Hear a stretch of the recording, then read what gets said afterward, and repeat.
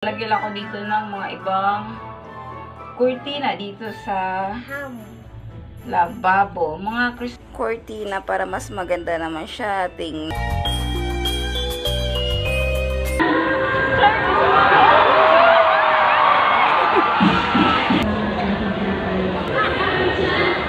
Hi guys! Welcome to Vlogmas Day 1.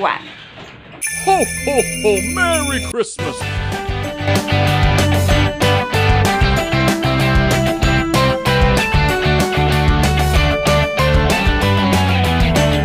Ho, ho! Merry Christmas! Hi guys! Welcome to my YouTube channel. Hi guys! Good morning! Talia ay magluluto ng ulam. Ano ulam mo? Ham.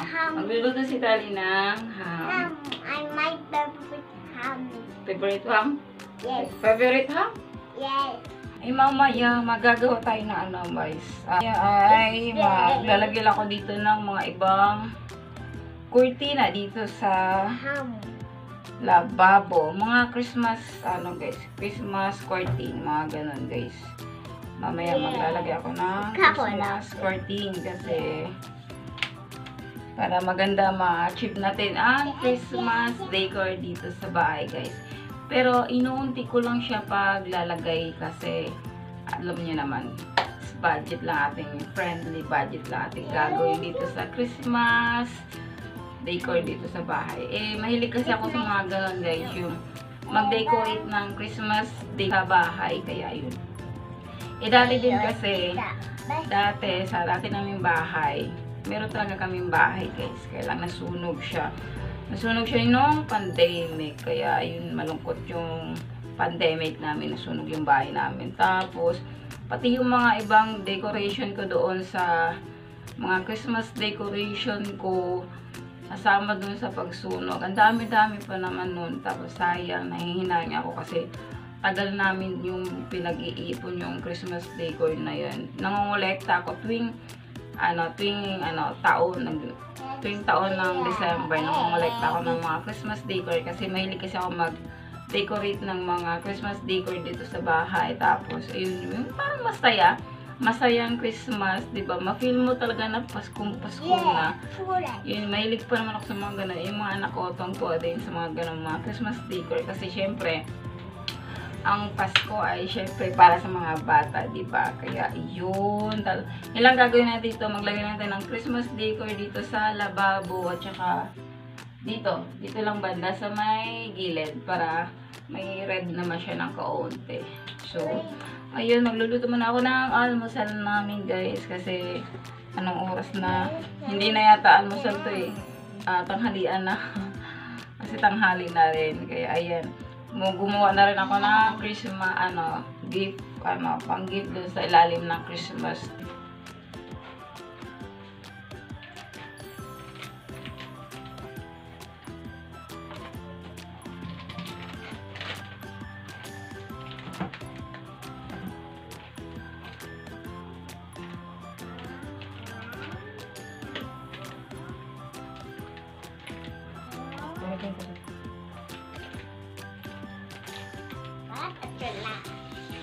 Dalawa na kaya atin. Ang akin. Dalawa. Ang akin. O, kaitlo. Dalawa.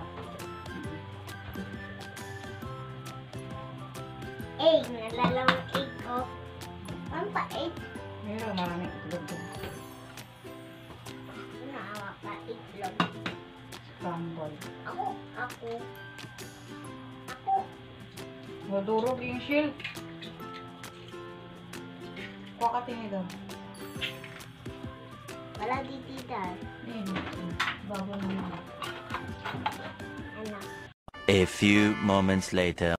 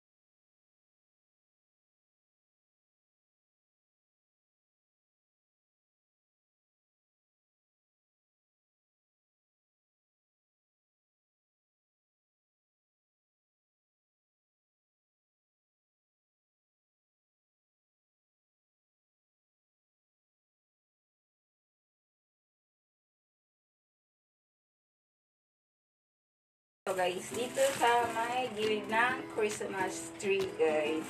Ayan. Ito yung cortina siya. Ilalagay natin siya dito para maging Christmas decor yung ating bahay guys, yung paligid. So, inuunti-unti ko lang paglagay at inuunti-unti ko lang din pagbili kasi para at least manapasa sa ating budget. Ayan. Ilalagay ko lang isang cortina dito sa may gilid, siguro sa may gilid itong mga cortina to para pumagay na match ng ating Christmas decor sa ating bahay. Ayan, meron na tayong ginawa guys. Kahapon ko to kinabit. Ayan. Ayan. Yan, naglagay ako lang dito sa lababo banda ng cortina para mas maganda naman siya tingnan. At hindi gaanong sagad dun sa baba yung pagka-cortina niya kasi gawa na eto. Nilagyan ko lang siya ng tape para makadit ko siya. Kaya lang, wala akong hook na paglalagyan dito. So, bibili pa akong lagayan ng sabitan ko ng cortina. Para at least naman, maayos ko siya paglagay. Para sumagad siya dun sa baba siya, guys. Kaya, samantala, ganyan lang muna siya. So, ayan ang mangyayari. Ayan, diba? Ang ganda na nating kusina. Kasi meron na siyang cortina na pang Christmas. Ayan, diba? At naglalagay din ako dito ng Santa Claus dito sa taas, guys. Ayan, naglalagay ako ng Santa Claus. Pero dito sa kabilang pinto na to, itong kabilang pinto na to ay lalagyan ko siya ng ribbon. Ayan, ribbon siya. Ayan, ribbon siya dito sa gilid. Pero bala ko siya ilagay dito, ilipat ko siya kasi para dito na lang yung ribbon. Ayan. Unti-untiin ko lang siya paglagay siya guys at bibilhin para at least mamatch natin yung Christmas decor sa ating bahay. Kaya ayan, lalagyan ko talaga siya dyan. So, dito muna tayo sa kusina. Dito sa gilid ng gilid nitong pinto na to, tsaka ayan, dito na to, ilalagay ko yung red na curtain. So, maglilinis na rin ako dito, banda sa may sala namin, at kasi magagawa kami ng photoshoot namin dito siya guys, ayan, ayusin natin yan siya. Okay, ito yung before. Ayan. Huwag nyo napansinin yung Christmas tree ko sa gilid na nakalbo. Kasi, meron pa ako lalagay dyan, guys. Ayan. Ayan. Ayan. Diba? Ito yung before.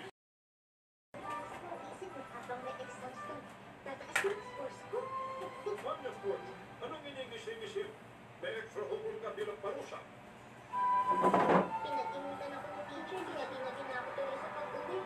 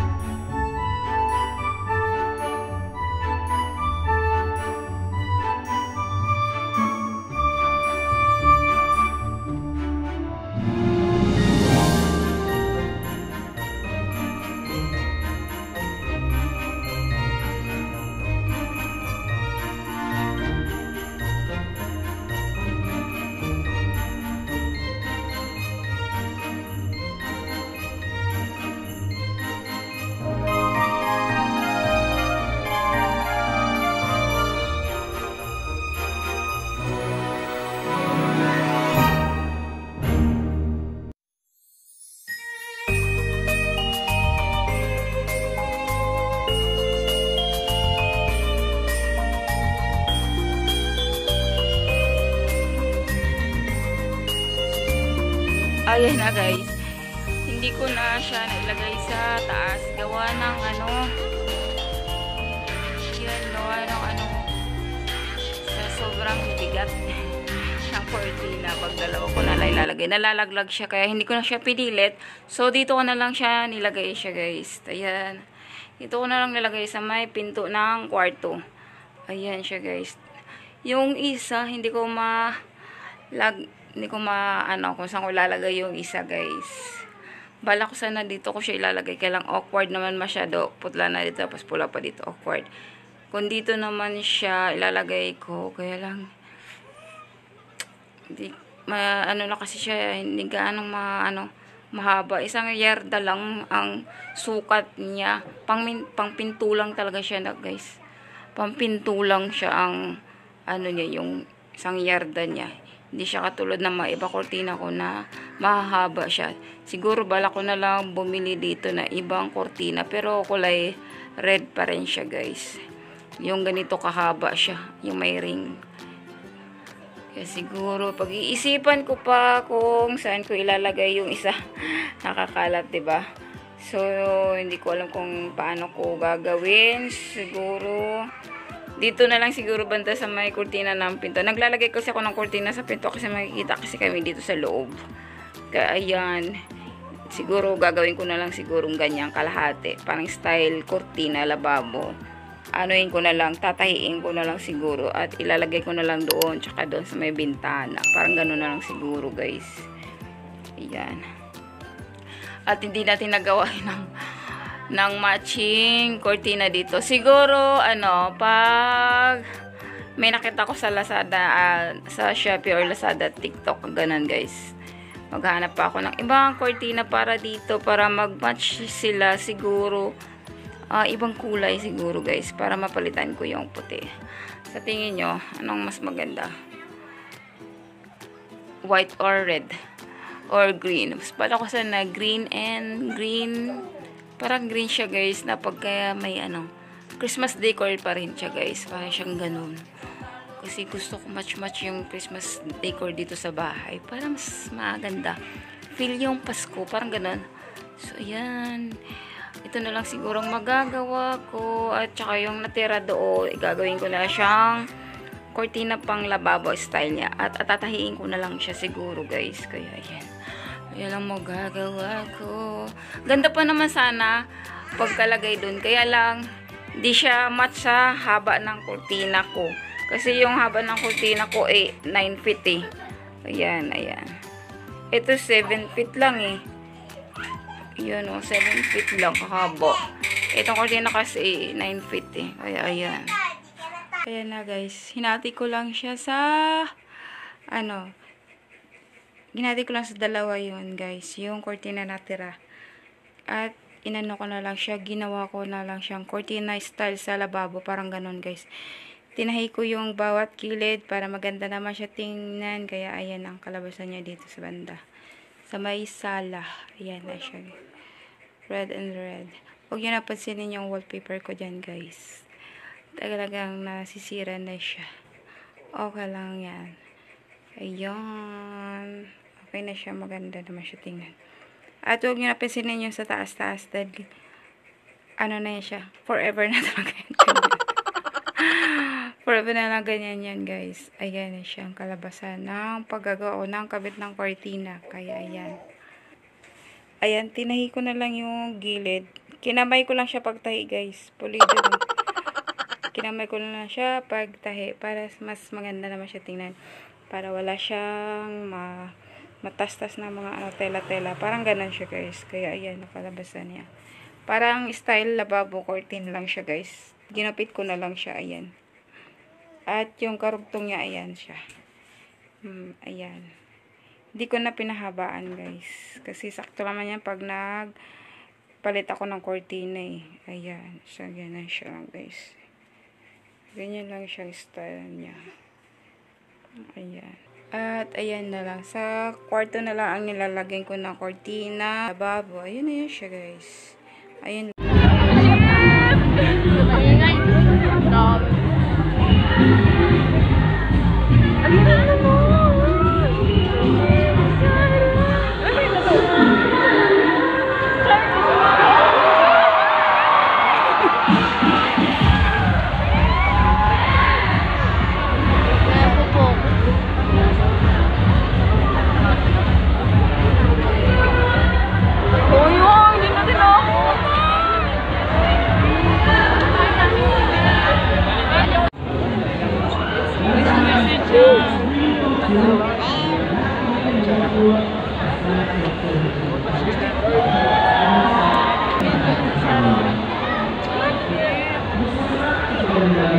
Kilala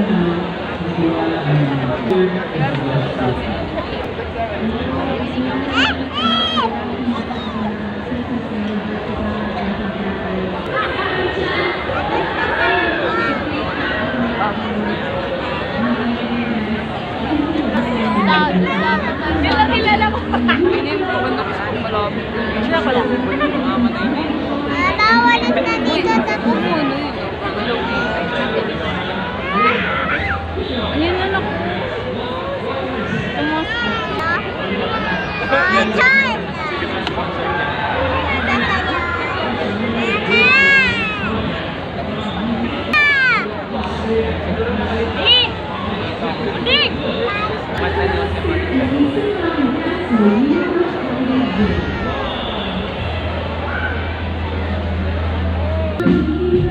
Nakagulong ka na ako.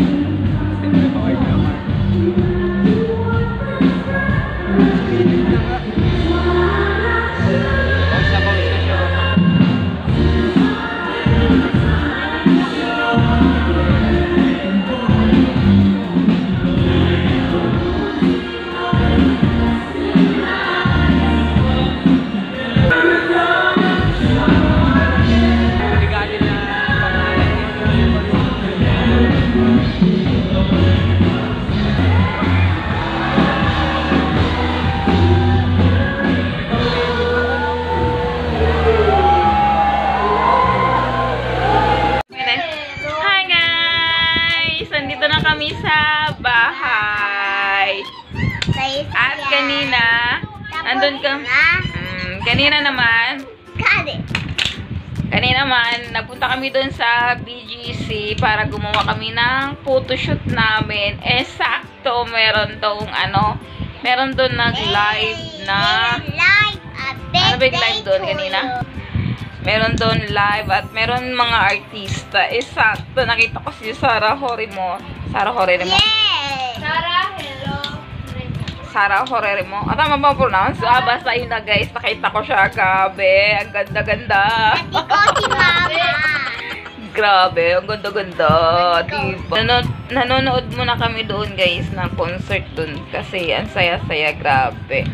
Nakakatuwa. Nakita ko din siya. First time ko siyang nakita. Grabe. Ang ganda niya. At saka nandun din si anong tawag doon yung yung asawa niya at saka meron andun din si yung si Josie Marichan, parang ganun, Josie Marichan guys, nandoon din. Grabe, saya. Hindi namin expect yung paglabas namin doon sa mall. Ayun, narinig ko na kumanta ang kanta niya ay Tala. Tala, Tala. Paglabas na, nagtatakbuhan kami. Sabi ko, si Sarah Horimo. Excited. Nagtakbuhan kami dun sa labas. Diyos ko naman, nakakaloka.